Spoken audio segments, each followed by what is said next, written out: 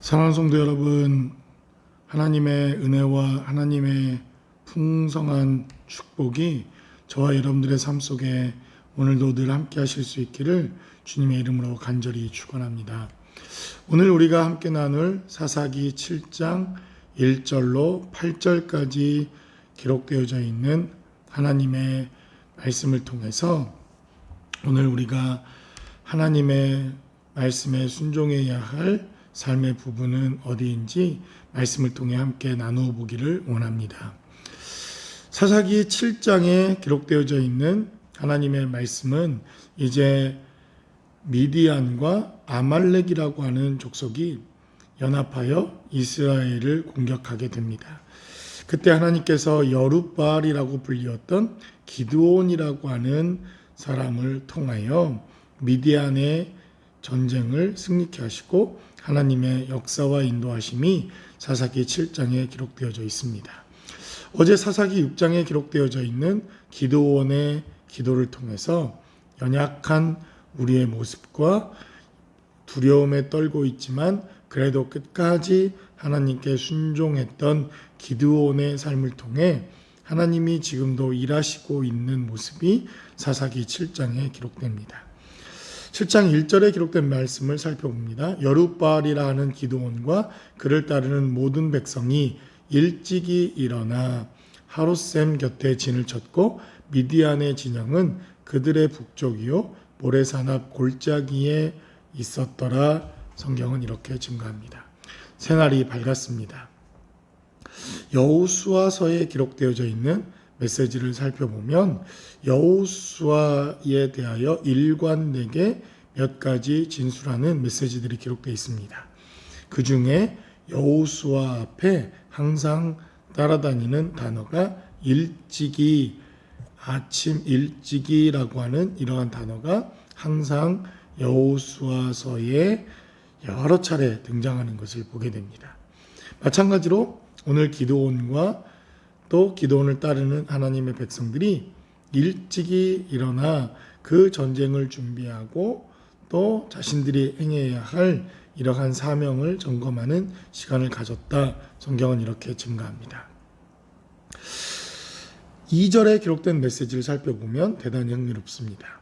바로 이 전쟁 중에 하나님의 응답과 하나님의 메시지가 지속적으로 함께하고 있었다는 것입니다.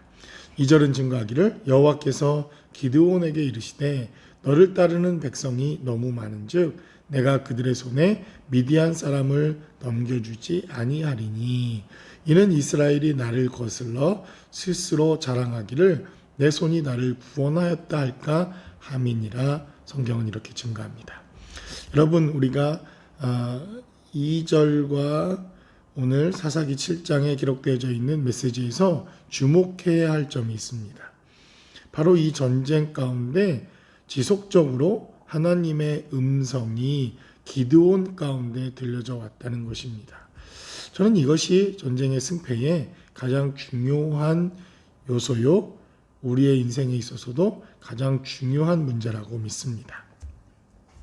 하나님께서 사람이 너무 많다, 3만 명이나 되는 많은 군대, 그러나 아말렉과 미디안의 군대 숫자에 비하면 아직도 3분의 1 수준밖에 되지 않는 그러한 이스라엘의 군대 숫자입니다.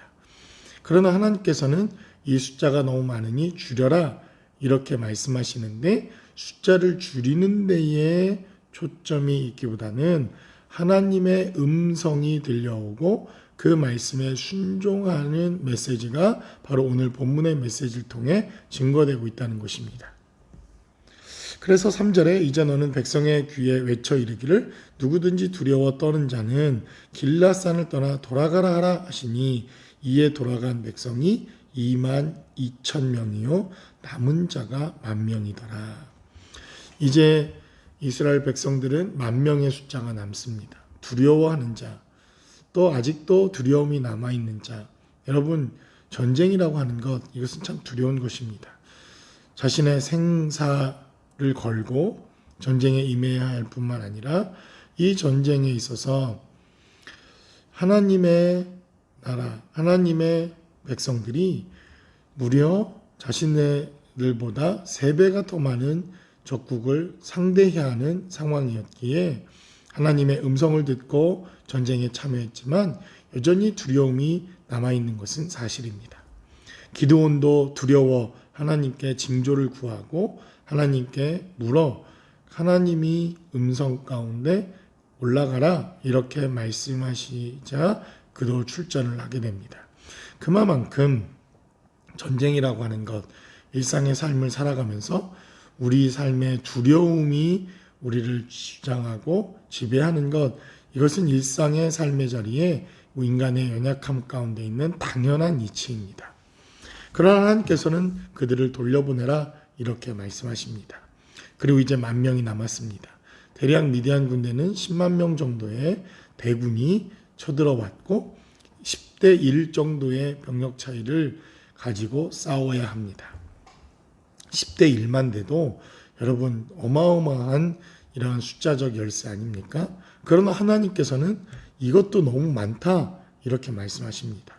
그리고 이제 물가로 데려가 그들이 물을 어떻게 마시고 어떻게 먹는가 라고 하는 것을 구분하여 손으로 움켜 입에 대고 핥는 자 300명을 제외한 무릎을 꿇고 물을 마신 모든 자들을 돌려보내라 이렇게 성경은 증거합니다.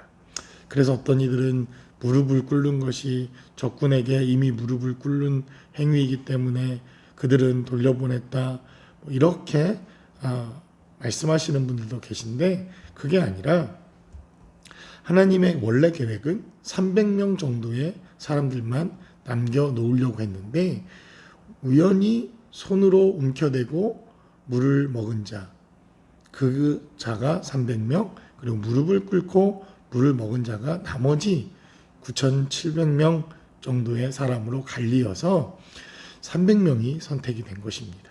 무릎을 꿇었다거나 손으로 움켜 물을 마셨다거나 이러한 행동에는 특별한 의미가 없는 것입니다.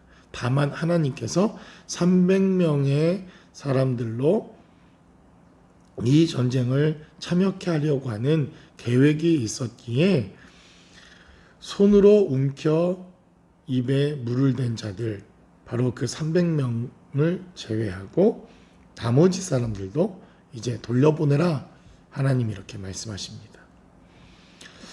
군대 10만 명과 그리고 300명의 용사가 남았습니다. 말이 용사지 사실 이들은 자원했거나 특수한 훈련을 받았거나 어마어마한 전투력을 가졌거나 아니면 전쟁에 특별한 기술을 가지고 있는 그러한 사람들이 아닙니다.